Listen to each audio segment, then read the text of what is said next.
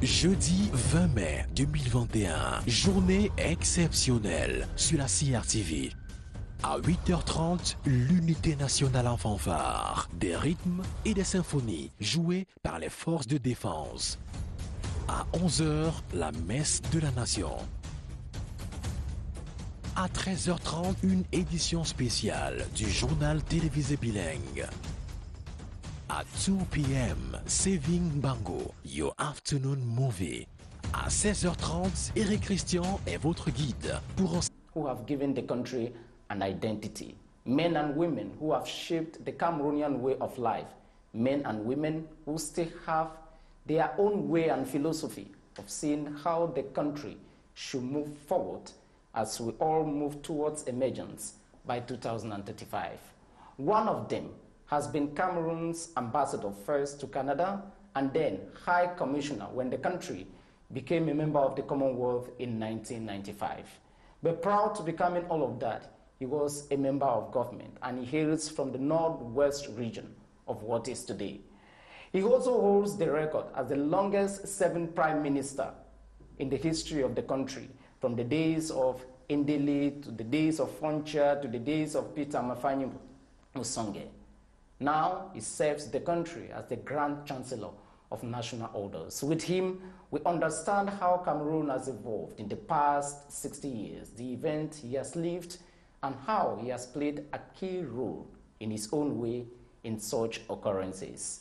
Philemon Young, thank you very much for exclusively talking to the CRTV today. Thank you, sir. You were born in 1947, just 2 years before the creation of... 1947, in a place called Jikijam Oku. We didn't have roads in Jikijam Oku at the time. And I went to the local primary school in Jikijam, a Baptist mission school. And I went off with my senior brother to a place called Wowo in Dongamantung, where I spent a year in primary school.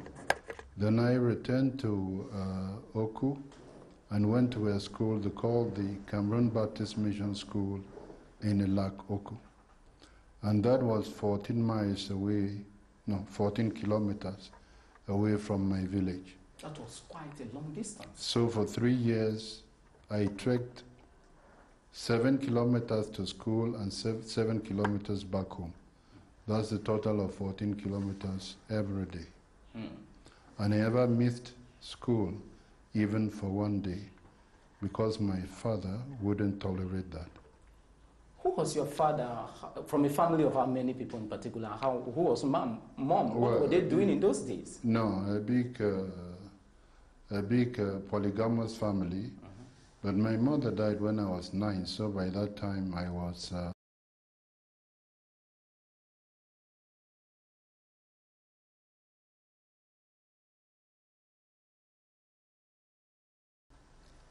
And in those days, and as you were going to school in primary school, like you indicated, now you are grown up, who were some of your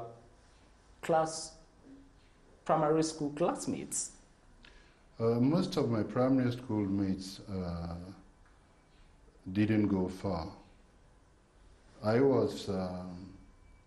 went to secondary school from Oku, and we are the first persons to go to secondary school, at least from what I know, the two of us to CPC Bali, Cameroon Protestant College Bali. But my cousin didn't finish. He left in Form 3 because his father couldn't pay the fees. So I am in many ways, I guess, the first person from Oku to finish secondary school. That is quite historic. And how do you feel holding that record? Well, it was just a question of circumstances. I mean, there were many kids who could have gone to secondary school, but their parents couldn't afford that. And my father could afford it because he was determined to give me a good education. And not only was he determined, but he always told me... Yes, Peter Isoka was in Form 5 when I was in Form 1, so I know him well. Dr. Wete was in Form 5. That's Peter Isoka's classmate. You mean the former Deputy Director General of CRTV? Absolutely, sir. So those were the people I knew in school. But we have people like the former Chancellor of the University, Vice Chancellor of the University of Buya, Mr. Titanji. Another one was Mr. Lambi. And those are the people with whom I was. And Mr. Gwanyala, who was Director General of Customs at one time. Oh, I think at the time the post didn't carry the title Director General, but he was Director of Customs. Okay. And those are the people I can remember immediately. But from CPC Bali, we have quite some people around. What could your parents provide to you people in those days in school? For example, today when children go to school, you have boxes, you have chocolates. In those days when you were told that you were going to a missionary school where you have to stay alone, what constituted your bag? What was inside the bag? Well, in Cameroon Protestant College, Bali, that was... secondary school? Yes. Which year did you enter into secondary school? 1962. 1962? January 62. 62. Because at that time the school year started in January, not like now in September. And the school system changed while we were in secondary school, when the school year would start in September. But at the beginning in 1962, it was January. And I must tell you this is significant because the year I finished Standard 6, that was the year there was a referendum. You mean the plebiscite? It was on the 11th of February, which I remember very well. Because before then, I in fact read at the propaganda of Funchas Party and the propaganda of Endele's Party and explained it to my father, my uncles, and other people. Our house was always a meeting place where people would come and then they would be informed on what would happen. And effectively, my father was pretty active, and on that day, on the 11th of February, he was the representative of the village at the polling station. I didn't vote, I was still a kid, but we knew what was happening. And from the... Not like 7 years, which followed after. Yes. So we had a wonderful time because people were very excited about the referendum, about the plebiscite. Why? It was an important choice, a historical choice. And many people had an opportunity to travel to Nigeria. For instance, my father, when he was a young man, trekked to Nigeria. They sold kola nuts. They went to Sokoto, Yola, all those places. Not he alone, but with lots of people. And then they had a choice. And many of the people in my village were for reunification with the Republic of Cameroon. Many of them were pretty excited about being with their brothers in Fumban, because they thought Fumban had gone very far, and that if they were part of the Republic of Cameroon, they would be lucky to. You were in Oku in those days in 1961, as you say, in that portion of the northwest of today, which was then British Southern Cameroons. Yes. The day of the 1961 UN organized and supervised referendum. Yeah. In your area, was it raining? Was it sunny? Was it just a normal? How do you remember the day unfolding? Beautiful day. February is dry, and you can go to any place, and people enjoy themselves. They are at ease. There isn't rain, and you don't need an umbrella. Okay. But were you told stories that maybe in the other portions of Cameroon it was raining and what?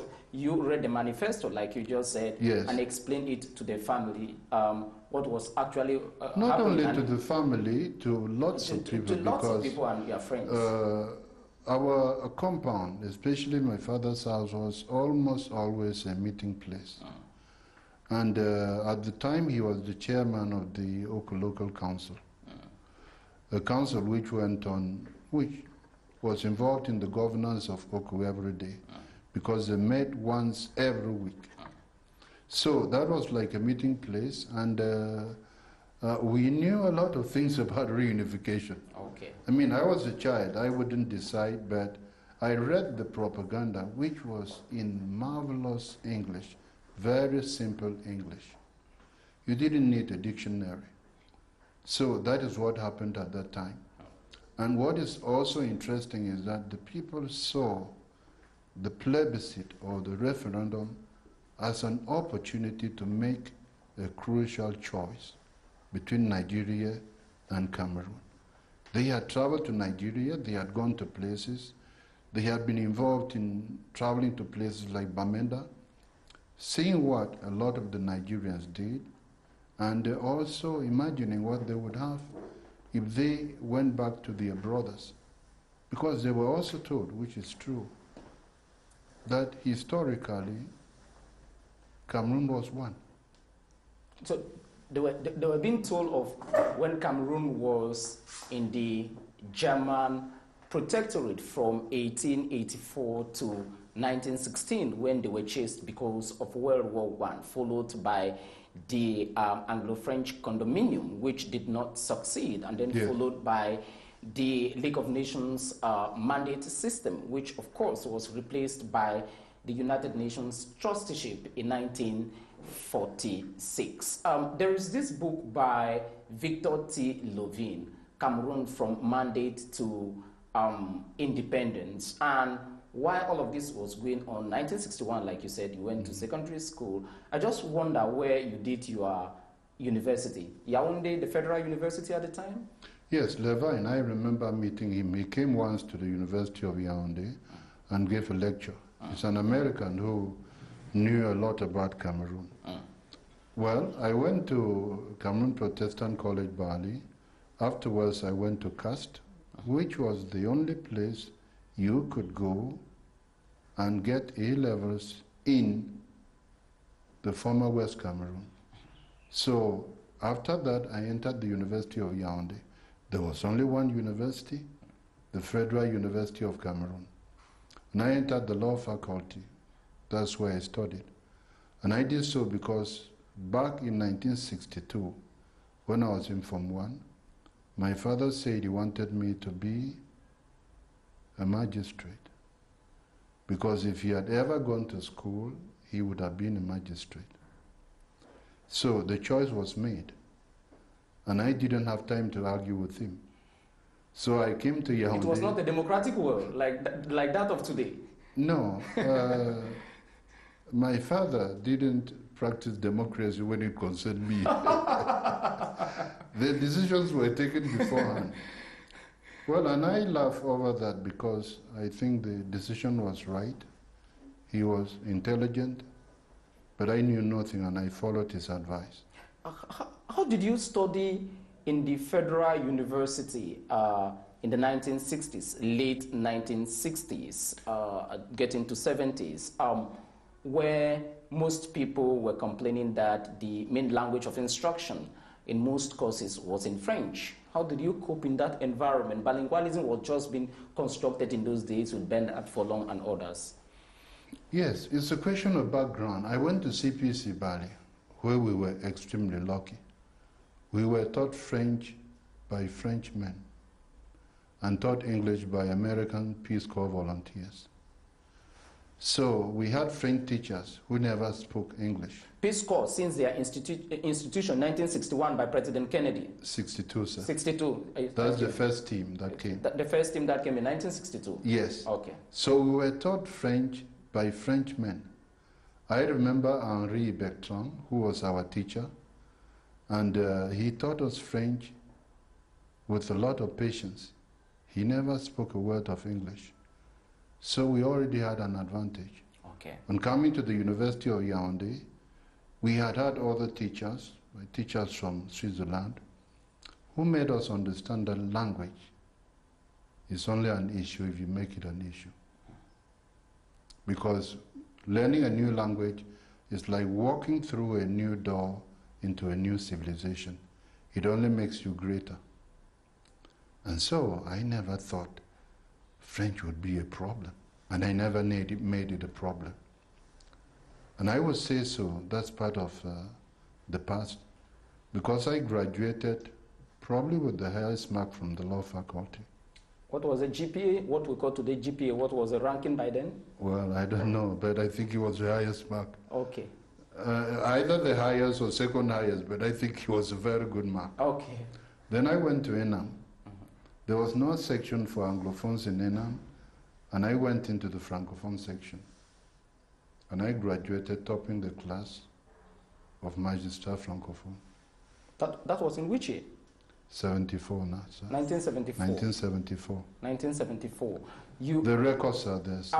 I don't dispute your record. I just want our audience to follow the trajectory together. 1974, of course. 1972, we have had the referendum which transformed the state from the 10-month federal experience to a unitary state. How Yes. was 1972? Where were you? What were you doing when those great... Well, 72, I was already in my mid-20s. I was getting to be 25, not yet 25. And having been a student in the University of Yaoundé, we were very, very well informed about the world and about this country. We had a lot of our French teachers were people who introduced us to the world. The dean of the law faculty was called Pierre Vergniaud. You couldn't spend 2 hours, 3 hours with Vergniaud and not want to be a law student. So, was he a Frenchman? Yes. Okay. Not only a Frenchman, but a real Frenchman who had ideas about the world. And he wanted his students to do well in the world. Okay. So, when President Tahidjo made the speech, declaring that there would be a referendum. May 6, 1972. Yes, sir. And also stating that the referendum would be on the 20th May. For us students. By then, the National Assembly was made up of 120 members. Yes, because that was the Federal Assembly. Sure. But in addition to that, you had the an assembly in West Cameroon, the East exactly. Cameroon Assembly Plus. The West Cameroonian Police Force, West Cameroonian Public Service, East Cameroon Public Service, Federal Public Service. There was a lot of confusion and a lot of conflicts. And being law students, we knew a lot about that. And we celebrated this. We either a country or we're not a country. Are we small bits of the same ensemble? No, the US Constitution says, a pluribus unum. Meaning? One out of many. Okay. Or out of many, one. One. That's what a nation should be. Okay. It shouldn't be pieces thrown all over the place. Okay. Villages, yes. But when once you talk of a nation, it should be a nation. Yes. Languages, yes. Tribes, yes. Germany started with tribes. Yeah. Most nations which are nations today started as villages and as small tribes. Then they came to be one. So historically, in our constitutional history, we were moving from the federal state to the unitary state. And we welcome that because former West Cameroon had a lot of difficulty, and a lot of the civil servants were unhappy because they were not paid the same salaries as the federal civil servants. And we were happy that everybody would earn the same salary. Everybody was put on the same scale. Absolutely. And that when we graduated, we would not have to be arguing whether we work for West Cameroon, for East Cameroon, or the federal government. So that was something which people celebrated. And people were happy about that.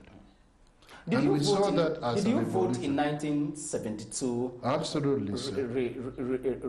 Referendum? And where were you in particular? Where did you cast your vote? Well, in Yaoundé. I was a student in Yaoundé. You were a student in Yaoundé.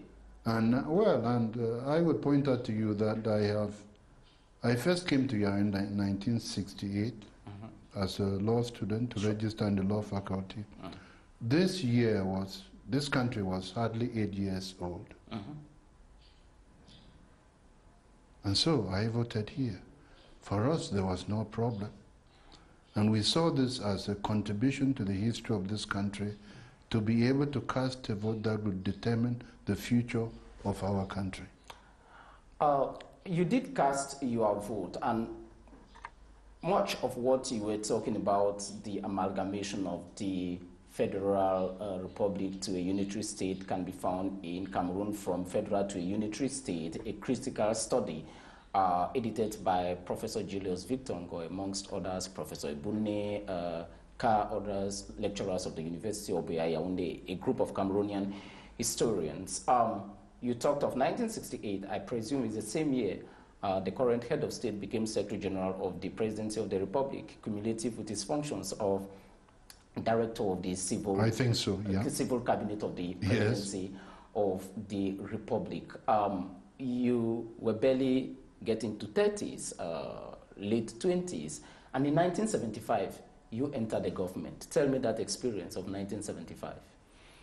When I entered the government, the country was still very young, and it was roughly 15 years old. And the day I was appointed Vice Minister, 30th June, I was 28 years, 2 weeks. So that's 1975. Vice Minister for Territorial Administration? Yes. Who was your boss then? I had already worked in Buea as a prosecutor? Yes, at the for Court of 5 Appeals. months. For 5 months, at the Court Yes. of Appeals. Who was your boss then? We worked at the legal department, so we dealt with the Magistrates Court, the High Court, and the Court of Appeal. Because there were very few people in the magistracy then. I can tell you in Buea there were hardly 6 or 7 of us. And my boss then was, interim boss, was George Gwan Messier. And then the boss who returned from Britain, who had gone for studies, was Mr. Nyo Wakai, of blessed memory. But George Gwan Messier is here in Yaoundé. He is now retired. I know him so well. He used to be Secretary General of the Ministry of Justice. Sure. And formerly Director of Military Justice. I know him so well. So I worked under him.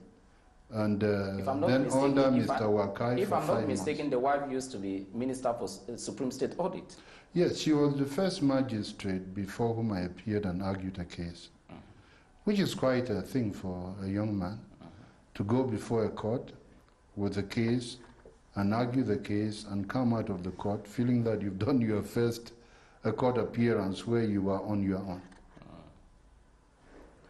Okay, you entered the government in 1975. Yes. That should be the first unitary government, right? No. There was a unitary government in 1972. I mean with Paul Biya as Prime Minister, because he became Prime Minister in 1975. Yes, but let me explain, sir. Okay, sir. There was a unitary government in 72, the year of the election. Absolutely. There was a government which was in many ways like an interim government, waiting for a number of things to be put in place. Yeah. Yes, then effectively in 75, there was a government where President Paul Biya became Prime Minister.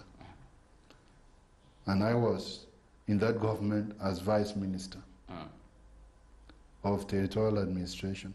And my Minister of State, my immediate boss, was Minister of State Ayisim Vodo. Victor. Yes. So I worked there for 4 years and about 3 months and became Minister for Mines and Energy. I was 32. 32? Yes. Minister of Mines and Energy. Which was quite an interesting experience because my youngest director or technical advisor was 45. 45? Yes. At that age, when you are given such post of responsibilities with the kind of education you received from your dad, how could you manage an entire ministry with people older than you at that time? I mean, 1975 is not today. Yes, it's an interesting question. Thank you for the question. But before becoming Minister for Mines and Energy, I spent 4 years as Vice Minister of Territorial Administration. That was in itself solid training for me. Because nothing, sir, trains anybody to be a minister. You have to be in the position of a minister to know what a minister does, because there are complications and then you have to take decisions. where you take responsibility. If it's right, fine. You go wrong, you pay the price. How did it look like to sit in the same room as a minister and hear President Amadu Ayi in those days? Well, in the ministerial meeting? Well, you were already in government, and there were relatively few people in government in those days. And being in government was like being in school, because you had to learn all the time. This is not a new thing. You see the big industries, if you were to go to Microsoft, you go to the State Department, you go to Harvard and you meet a responsible person there, you go to the University of London or Sorbonne, you begin by learning. If you don't learn, you are dying. There is a management guru who said that, Peter Drucker, who said if you stop learning, you are dying. So even a young person has to learn. Older people have to keep learning. If you don't learn, you become useless to the system. So it meant we had to be all learning. And by the way, at that time there was nobody who claimed to know everything. This is 75. This country was only 15 years old. You didn't have all the university professors, all the graduates, and we didn't have a lot of people with a lot of experience as we have now. Even the people who were civil servants at independence in 1960 or 61 with reunification were, for the most part, fairly young people. Accepted. Another question I would like to put to you is, when you were Vice Minister of Territorial Administration, later Minister of Mines and Energy, in the 1970s to 80s, which were the most pressing energy issues the country was facing? What were your priorities, the key elements which were recurrent on your table, that this is the country's most urgent electricity trouble? Well, at the time, the only, when I entered the Ministry of Mines and Energy, the only source of energy, the main source of energy, hydroelectricity, was the Ideya Dam. Were you involved in its construction process as minister? No, You meant it already constructed? That was built a long time before, I think in the mid-50s. Yeah. While I was minister, eventually, they built Songlulu. Around that time, before they had built Bamenjin, which is a retention dam. It doesn't produce electricity. Sure. So there were the energy needs, which were very important. And for a developing economy, you absolutely need to have a sure source of energy. You know, look around. Almost everything is based on energy. If your source of energy isn't a good one, you're not going to go far. But at the same time, we were already looking into things like... Is there a project when you were Minister of Energy that you piloted which today serves the nation greatly, maybe in terms of water or electricity, I don't know, or the mining sector? Oh yes, I mean the main project then was Songlulu. And the present President of the Senate was Director General of SONER. So I remember working years with him. And for the other things like water, we had SNEC, which was building water systems. They didn't build them, but they exploited them. But we got a lot of loans from elsewhere to build water projects here and there. And they were being built all over the country at the time. Okay. There is a picture behind you. In that picture, there is you as Minister of Mines and Energy. There is Adamu Ndamjoya, and there is Dr. Kutu Philip. Who were those people to you in the 1970s, 80s? Well, Mr. Ndamjoya, effective at the time, was in government. He was a minister. In fact, we entered government the same day. He was Vice Minister of Foreign Affairs, and I was Vice Minister of Territorial Administration. And he had been my examiner at the university. So somehow we became fairly good friends. A lot of coincidence. In the same government, there was also late Dr. Moni, who had been my teacher. Monique also? No. John Kengo Moni, Okay. Minister of Transport. Okay. So I knew some people from the university, and I got along very well with Mr. Ndamjoya. He was first Vice Minister of Foreign Affairs, later on Minister of Education. National education in those days? Yes, and I think here we were in a private party. The gentleman they call a doctor was working at the time, I think, for Mr. Foshive. And Mr. Ndamjoya was in government, so we were at a party. We were at the home of some friend. Okay. I think in Valid Lamont. Oh, okay. Most Yaoundé city dwellers know that today. Yes. Let me fast forward the discussion and land in 1982. You were part of the cabinet with President Amadou Ahidjo. Yes. Were you people informed that he was going to resign? And why he was going to resign? He was going to hand power to the constitutional successor, Paul Biya. 1982, I was sitting in my office in the Ministry of Mines and Energy, and I got a call from the Secretary of Minister of State, Samuel Eboa. And she said, come for a ministerial meeting at 6 p.m. And I said to her, to him? To her, Secretary of Mr. Eboa. Okay, the Secretary of Minister Eboa, yeah. I said, ministerial meeting? She said yes. And I said, that's unusual. I don't have a dossier for that. You mean that should be November 4, right? Thursday, November 4. Okay. So she said, no, there is a meeting and you don't need a dossier.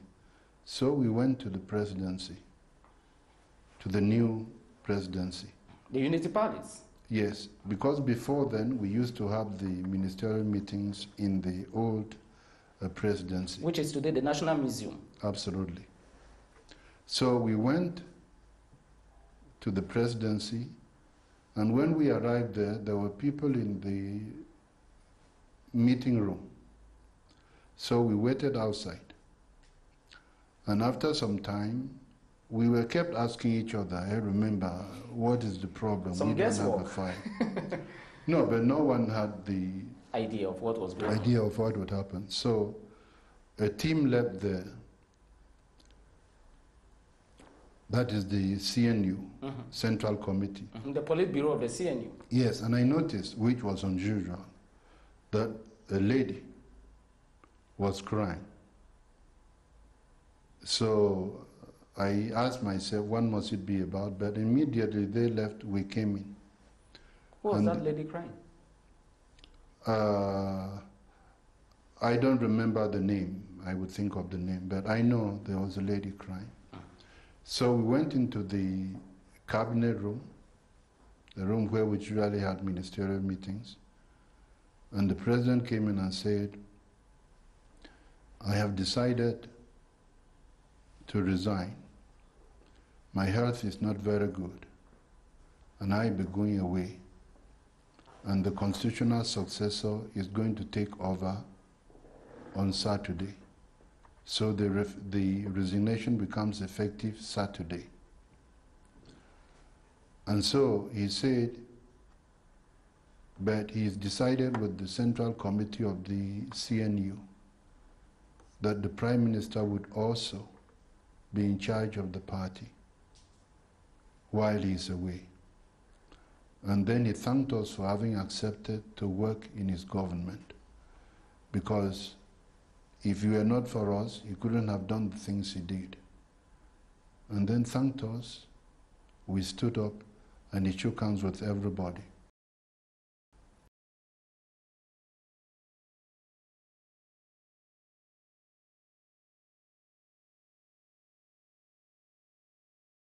What did he tell you in particular, if there was any conversation? No, he shook hands with me. There was no special conversation, but he shook hands with me. Before that, had you known President Paul Biya, maybe privately in discussions, as Prime Minister or Secretary General of the Presidency of the Republic? No, not as Secretary General of the Presidency. But 2 days, because I was appointed Vice Minister on the 30th of June, 1975. And coincidentally, I was appointed Prime Minister on the 30th of June, 2009. Somebody did ask me, and I said I didn't think there was anything particular about the 30th of June. So you are just telling me not to ask that question? Well, because I can't answer, I don't think there's an answer. Okay. So I met him, I met him on Saturday, the 28th of June. I came from Buya on his instruction, and I went to his home, which is opposite Garnison. That's where he lived. I later on lived in that house. So I came... Which is today the official residence of the Deputy Secretary General to the Presidency. I think so. So I came there, and he received me, and he was very nice to me, and he served me a Coca-Cola, and we conversed for, I think it must have been something like 2 hours. And afterwards he was very nice, and drove me to Hotel du Député. He drove you? Yes. Okay. He was very nice. Okay. And we entered at 504 Black. I remember that very well. And he was the driver, the only 2 of us in the car. So he took me to Hotel du Député and left me there. He went away, came back, and had a short meeting with me. Then I stayed there. The following day I returned to Buya, and on the 30th of June I was made Vice Minister. Okay. Now let's talk, the new president came to office, the new enthusiasm. From 1984 to 2004, you first served as Cameroon's ambassador to Canada, where you equally studied in Ottawa, if my research is correct. Yes, I have a master's degree in law, in international law from the University of Ottawa, okay. Faculty of Law. Okay.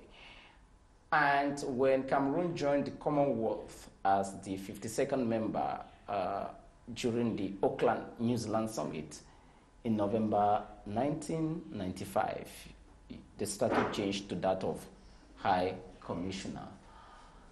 What does it look like to preside a National Day ceremony in a foreign land? What is the feeling? Well, in a foreign land, the responsibility of the ambassador is very important in a foreign land because he's the incarnation of the nation in that foreign land. Whatever the ambassador is, if he takes his responsibility seriously, the 20th of May is a big celebration because it's the day when he makes propaganda for his country in silence. He receives people. There is a reception given, and people come to the reception and see what Cameroon is like. What is the experience, for example, of mobilizing the Cameroonian diaspora of where you are? For example, the case of Canada, how does it look like? How do you get in contact with the various associations? Okay, in Canada it was pretty simple because the various associations had a direct link with us. And they usually worked with us very well. We didn't have a problem with them. For your 20-year stay in Canada, in a bilingual country, using English and French as their official languages, unique only to Cameroon too, what is the best life lesson that you learned in Canada that you think it's good for Cameroon? Well, Canada, I don't want to make propaganda for Canada, but I found Canada to be a very good country because the Canadian system is fairly balanced, partly American, partly European. So they are a kind of synthesis. So if you're in Canada and you're observant, you will learn a lot of things. So it was a nice time to be there.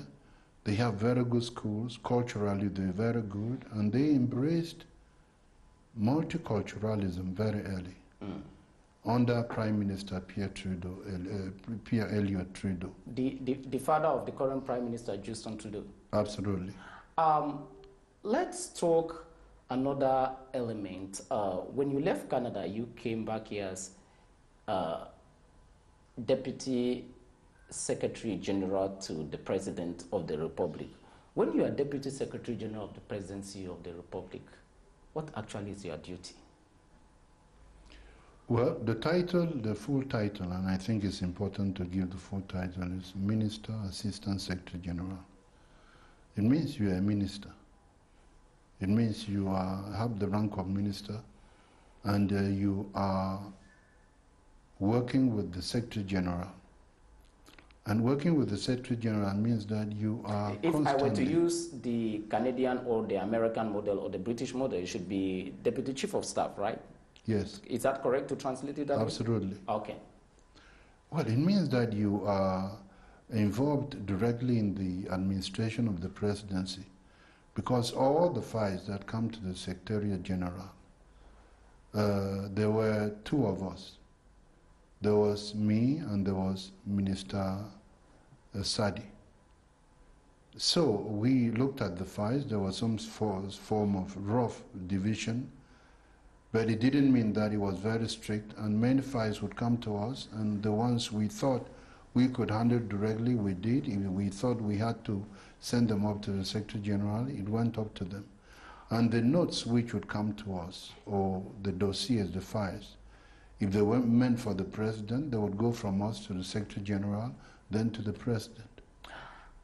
June 30, 2009, you were appointed Prime Minister, and if there is any decree of a Prime Minister appointed, which is in my house, is that which appointed you. I've kept it in a folder, and I cannot explain, just like I can't explain why you were appointed Prime Minister on June 30th, 1975, sorry, Deputy Minister on June 30th, 1975, and Prime Minister on June 30th, 2009. But somebody whispered to me that in one of his trips abroad, the President at one moment stopped in Canada and may have told you that, Philemon, young Luke, one day I will make you my Prime Minister. If it is not confidential, is that rumor correct, or is it fake news? No. Those meetings were meant for conversations where I would talk to him about my work, and he would give me pieces of advice. And if there were questions, he asked me, I would work on them. And he would give me directives. It could be in Canada if he stopped in Uganda Airport, a technical stopover. And it could be in New York, because when he would go to New York, very often I also went to New York. And he would receive me, give me instructions, ask me questions about my work. But no, he never told me I'd be Prime Minister. Okay, no. so we'll consider that fake news. Absolutely fake news. Okay, for 9 years plus, you are the longest serving Prime Minister in the history. 9 years, 6 months, and 4 days. And 4 days, like you said during the day you were handing to Dion Gute. Yes. When you are Prime Minister, what is the responsibility in a country like Cameroon? Like Cameroon, in limine, on entry, I like to say that nothing prepares anybody to be a Prime Minister of a complex country like we are. So you become Prime Minister and you get organized so that you can deal with all the complications. What do you do as a Prime Minister? Anything that the President gives you, you do, in addition to what is in the Constitution. How many files can the Prime Minister of Cameroon read in a day? You have about 30 ministers or 40 to supervise, ministers of states, state ministers, ministers with portfolio, ministers without portfolios, secretaries of state. When you were Prime Minister, how many files could you read in a day? I wouldn't give that a number, because it's a bit difficult, and there are files and files. There are files you can look through within 10 minutes, you know everything in there. But there are files which might require an hour or 2 hours. Or even in those 2 hours, you're unable to complete what you're doing. And then there are files which are dealing with issues coming from ministers, with issues coming from the presidency, and with internal issues or files within the Prime Minister's office. So your work is not limited. There are all kinds of things you must do. And you'll be receiving people on the instructions of the head of state. It could be diplomats, there could be envoys from another country. And you sometimes have to leave those files and travel abroad on behalf of the head of state. Or go to a ceremony on behalf of the head of state. Which you did on several occasions. But let me talk an Quite issue. often, I would say. Quite often. But let me talk an issue which most Cameroonians would like to know. Yeah. Each time the president does a cabinet reshuffle or the composition of the government, Yes. it is always read that based on the proposal of the prime minister. Yes. Out of 40 ministers that can be found in the government, how many, for example, does the prime minister propose? All of them? I think that's very unfair because there's a head of state who is also elected by the population of this country. And he works with his prime minister. And before he has a government, he signs a decree appointing the government. He's had several conversations with the prime minister. And government is not formed in a day. Because people who work in government, the president is free to ask the prime minister, what do you think of this? And the prime minister can talk to the president about the performance of the ministers. Okay. I mean, this is a very well organized country. Okay. So the details are unnecessary because conversations the prime minister has with the president are privileged. Okay. Let me ask you this question too. You were a minister at the age of 28. When you were proposing to the president to appoint ministers as prime minister, did you ever, in your mind at one moment, say that, okay, I was minister at the age of 28, let us create another record. I will propose a young man of, let me say, 26 years to be prime minister, or 25. Did that ever happen in your mind? I think I wouldn't, because by the time I was prime minister, I was far more mature. And every country evolves with the circumstances. Today, I think this country is by far more complicated than it was in 1975. And the issues are by far more complicated.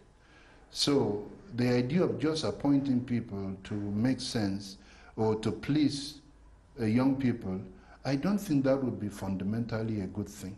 They should be appointed because they can handle the responsibility and do it well. Competence. And I would tell you, sir, if you're going to look for a surgeon to go into the theater, does the age count? You're looking more for the most experienced surgeon that can bring health to the people who will be taken into the theater. I like your medical analogy. We'll be coming to an end very soon. The last question as Prime Minister. There are so many files you handled, Cameco, the relaunch of the economy after the structural adjustment program and the heavily indebted poor countries initiative. What was the most difficult file you had to manage as Prime Minister of this country? The start of the troubles in the northwest and southwest regions of the country? There were many difficult files because a young country definitely has issues which are complex. That was one of the files that was difficult. And I understand why it is difficult. Because these are files which have economic issues. People might talk of assimilation, they might talk of marginalization. In there are all kinds of things. But fundamentally, there is almost always an issue of identity. You know, the French Revolution was about many things, but fundamentally about identity. The civil rights movement in the US was fundamentally about identity. There's a time people begin to ask questions like, who am I really? It would happen in a country even if you didn't have bilingualism. It happens in countries which are all homogeneous. It would happen in countries which like are Sudan heterogeneous. and Absolutely. Somalia. So, you know, that was a complex problem, and it's a problem which remains complex because it verges over into issues of diversity. Okay. which are not easy to handle in any part of the world. Finally, how do you see your job today as Grand Chancellor of National Orders? Well, I have been in the job for about a year, and I find it's a very interesting job. It's a responsibility which is very different from all the other ones I've handled before. We came out recently, the council had to sit and make recommendations to the head of state. So it's a job where I am seeing new things, and I'm learning new things, and I'm adjusting to the circumstances. I am very proud of it because I think I will still learn a lot of things there. I'm a learning person who learns. Let me give you one complaint that ordinary Cameroonians give about the Grand Chancellery of National Orders. Some of them think that it should be reformed.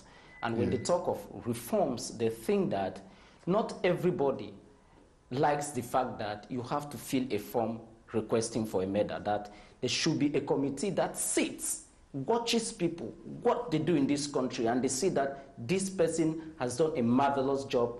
They get up one morning and award a medal because they feel that everybody has his own upbringing, that everybody cannot fill a form to be awarded a medal. Can you see that as a way of reforming? Well, I think we are a young country and anybody can ask for reforms. And reforms are not a bad thing. Okay. But in that connection, I explain a few things. First of all, not everybody fills a form in order to have a medal. There are many ministers, many governors, many SDOs who would propose somebody to be given a medal because of the work of the person. Okay. And that's quite a big number of people. Okay. And even the people who have to fill forms, I am not at the level of the divisional officer, nor the level of the SDO, or the level of the governor. But I think they don't just give forms to everybody. They give forms to people who they think merit it. I would imagine if in Yaoundé you were drunk all the time or you were a criminal, the governor or the SD or the DO wouldn't give you a form to fill. So there is already some pre-selection. Okay. It might not be on paper put that way, but in reality that's what happens. And the president also gives medals to ambassadors who are going away, and gives medals to people who have never filled a form. Okay. Yes. You used a word that Cameroon is a very complex country and complicated. We need to manage it with a lot of care. We are in the week of national unity. We are celebrating the 49th edition of the National Day. I want you to use your experience as a magistrate, as a diplomat. You are even an author of a book entitled The Inviolability of Yes, that's my master's thesis. That is your master's thesis. For the LLM in international law, yes. Okay. Why do you think that it is not only in Cameroon that if you go for in France, for example, the National Day is celebrated the day a prison was stormed, the Bastille bombing. That is their National Day. It doesn't cause any problem. If you go to the United States, for example, July 4 is not the day the United States gained independence. It is the day they declared independence, fought up to 1783, before winning at the Battle of Saratoga, where they declared their independence. You may go, the United Kingdom, for example, celebrates the Queen or the King's birthday as their National Day. Why do we Cameroonians make May 72 an issue of discord instead of celebrating it as our own coinage of National Day? Well, I would say this. We are a diverse country. We are also multicultural. And you don't need everybody to say the same thing and believe the same thing. It's like religions. There are always going to be people who will think one thing or the other. Okay. But I think what you should be interested in, or what we should retain, is not the fake news or the arguments, but the fact that we are a nation. The 20th of May is an important day which was selected after the election or the referendum in 20th May 1972. And if we decide to celebrate it, that's a good thing for everybody. Okay. It's not a special day in any way, but it's the day when you stop to remember your country, the importance of your country, and then the ambitions of the country.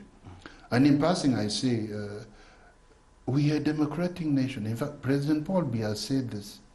You don't need to leave this country to express yourself. So you're going to have all these contradictions, people who don't agree or people who agree, people who are not comfortable with certain things. But you will never have everybody agreeing. Go to America, go to Britain, go to France. Thank you, Mr. Prime Minister, and we live with this. Philemon Yang as a family man, who is he? And what is your best life philosophy? I know that you read a lot, and I didn't want to enter into the subject of reading and books and whatsoever, because we can take 10 years just to discuss your knowledge on books and reading. Philemon Yang as a family man, who is he, and what is your life philosophy? Well, I'm a family man, but my life philosophy is very simple. Spend your time serving all the people you can serve. If in serving these people you do good, that's a wonderful thing. If you don't arrive at doing all the things you want to do, don't be bothered. After you're gone, other people will take over from you. And service to the nation is an important thing, because we all here talking freely because people served this nation before. So for me, service to the nation is important.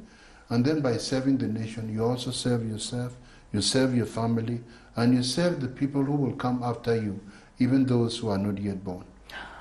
The former Prime Minister of Cameroon, Philemon Yang, the former Minister, Assistant Secretary General of the Presidency of the Republic, the former Cameroon Ambassador, later High Commissioner to Canada, the former Minister of Mines and Energy, the former Deputy Minister for Territorial Administration, an ex-student of the Cameroon Protestant College, CPC Bali, and other titles I cannot mention here. Thank you very much for having this conversation with you, and I hope that Cameroonians have learned a lot. But let me just tell you a gossip from ordinary Cameroonians. They told me that there are two characters in Mr. Biya's administration. They don't see smile publicly.